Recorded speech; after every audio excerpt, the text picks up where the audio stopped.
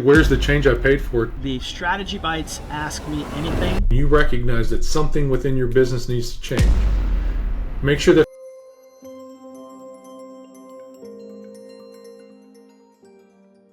And I'd like to welcome everyone who is joining us today for the Strategy Bites Ask Me Anything. This is our inaugural podcast with D3 Technologies. So if you are joining us, thank you for taking time out of your day. Some of you might be joining on our lunch hour. We thank you for joining us today. With me, I have my business partner and friend, Mark Gibson, who's our IT strategist at D3 Technologies. My name is Mike Almeida. I oversee business development for our company. And what we really want to do with these AMAs as a general strategy is tell you a little bit about what we do in our company and also give you some insights into how you can grow your businesses. Our role at D3 is very simple. We exist to help guide and develop IT strategies for your company. There are a lot of people out there that understand technology, tell you they understand technology, but the truth is, at the end of the day, business owners don't really care about technology. In fact, what they care about is what technology can do for their business. It's taken years of recognizing that through trial and error, through our own business, through helping other businesses grow. And really for today, what we want to focus on is how can we help you take the business you have and build the business you want. And to kick it off, it reminds me of a story that happened about 10 years ago.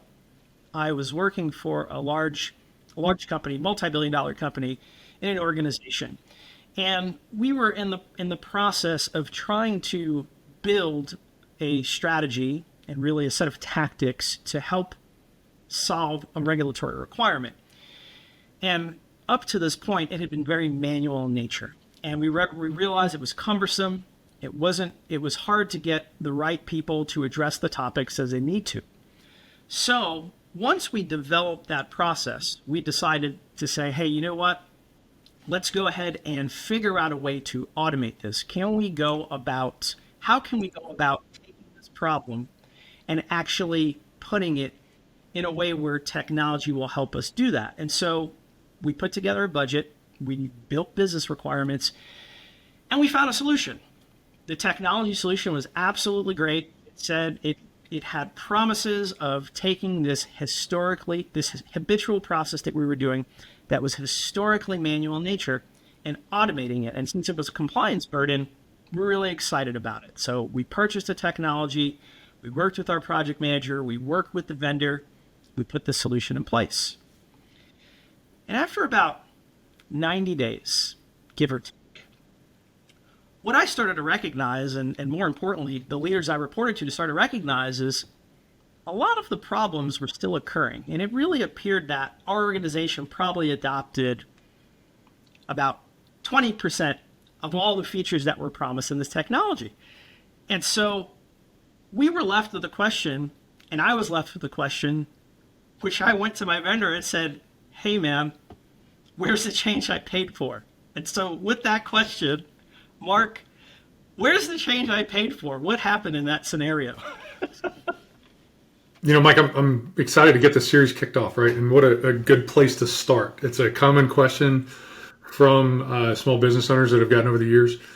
And usually what we're talking about there first is, you got to tease out even what the question is, which is, when we say, where's the change I paid for? Typically, the question isn't what's different about my business. The question really is where are the change in results, right? And so to really dive into the question, you've got to frame it appropriately, which is that this is mostly that the core is a question about business results, not necessarily a technology challenge, right?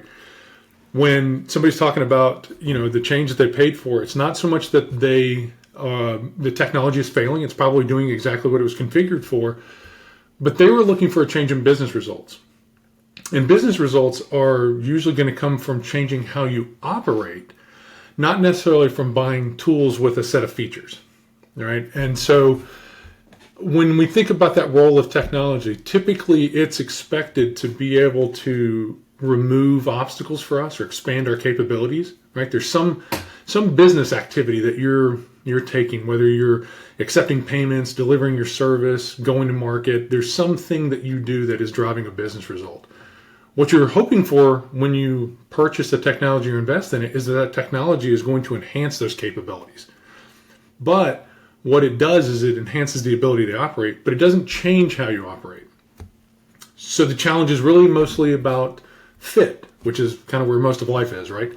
Does that technology fit the process that you have in place? Does it fit the way that you operate? And so for most small business owners, what they're looking at, and the leaders there, they make those changes without first evaluating, will this technology fit how we operate?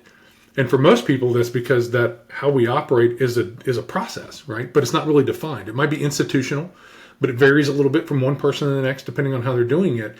And so when you purchase that technology, the leadership role becomes, oh, it meets a certain price, or it's something that they personally like or they're familiar with. Whereas in the situation, mostly when you want to get change, it's got to be, does that technology fit with the process and how we operate today, right? And so the other part is, and this is where the leadership piece really comes in, right? There's only really 3 reasons why you look for a change in your business. And that's for those results, right? You want to be able to sell something a little better. You want to deliver it more efficiently, or you want to de-risk, all of the things that kind of come around that. When you choose to make a technology purchase, which of those 3 things is your objective? Do you understand how making this change will affect that objective? Because if you as a leadership team are not defining that, it's not going to be defined anywhere else in the process or during the life cycle of that journey. And so the process that connects the technology to the business, hopefully, is also connected to a role in terms of who's driving that. Hopefully, it's also connected to some type of policy that tells you why you do it. And then ultimately some objective, which is the what you're doing. But that what and that why, those are the things that come from your leadership team. And if you don't have that in place, everything else sort of falls apart down the way. And I love this. I mean, really very detailed answer there. And again, I'm going to encourage anybody who has burning questions for Mark, please put them in the chat, because the whole design of this is just to answer your questions. But I do have a follow-up question to what you're saying, because what I recognize in that moment, even as I reflect on the story, because it's vivid in my mind from 10 years ago, I realize now that I was looking at solving this problem through my own lens. But what I failed to realize was there were multiple business units that had different considerations that I never looked at. And so as a business owner, why is that important? Like, why is that important not just to look at this from a siloed approach? And why is it important to talk with other people? Even if you're a small business, why is it important to let everybody know what you're doing in general?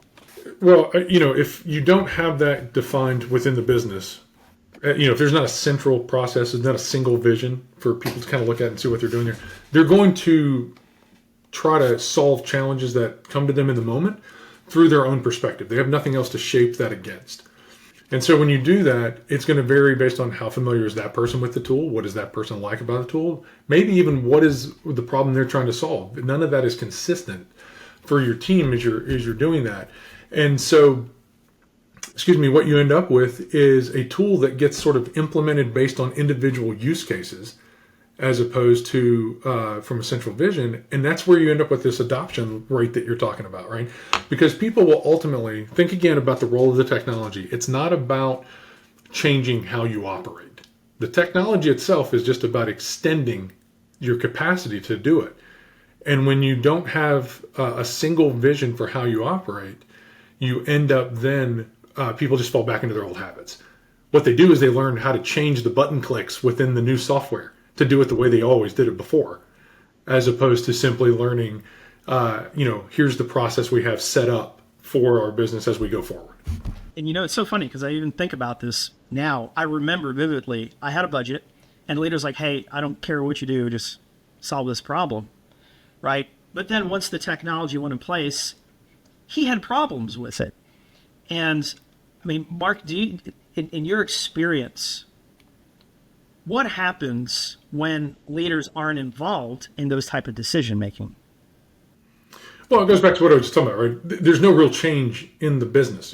Nothing transforms, nothing changes. People just do it the same way they always have, because they're not quite sure what should happen. The idea that you've rolled out a new technology doesn't matter to end users unless they understand how it impacts the business. Again, going back to, is this going to improve how we generate revenue? Is this going to improve our efficiencies?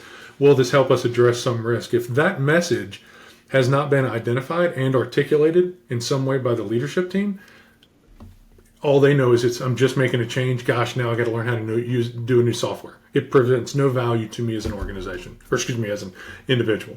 And I see we've got a comment in the chat I'll read out here out loud. This is from David. He says, it is critical to run a comprehensive discovery, definition, design phase to flesh out the future state operating model and to understand cross-functional requirements and dependencies prior to technology selection and implementation. Thoughts on that general statement? Completely agreed. Depending on the size of the activity, right? I mean, there's how much planning you need to put in place, how much overhead goes with that. Because again, the size of your investment is also what determines the size of your risk.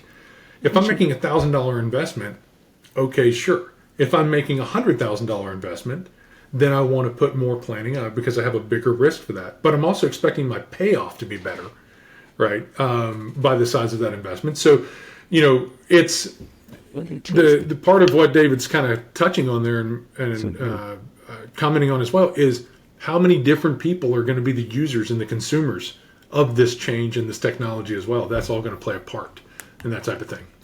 So if Mark, if you were talking to my former self in that scenario, based on what I just told you, what advice would you have given me before I went out to even start looking at technology? The very first question is going to be, what's the objective, right? And again, that's sort of where the leadership team is going to, they have to be the ones to define this. Or at least, let me say that a different way, because again, it sort of depends on the size. They have to have built an ecosystem or an infrastructure that the organization understands how to determine that objective for themselves. Are we impacting our selling? Are we impacting our delivery? Are we impacting our risk? If you can't map it to one of those things, that's got to be solved first and foremost.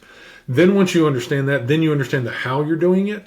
Now you can then start to get feedback from people about what is going to be their perspective on the change. What do they need? How do we solve that problem? Because the how the problem gets solved comes after we have clearly identified what the problem is.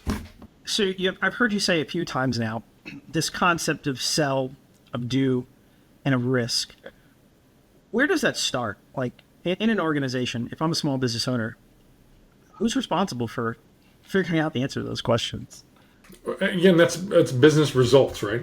It's how you and I think about, the simplifying, again, keep in mind, we work in the small business world, right? So it's not an enterprise function necessarily, but it's how can we simplify our business results in a way that allow leaders to make decisions quickly.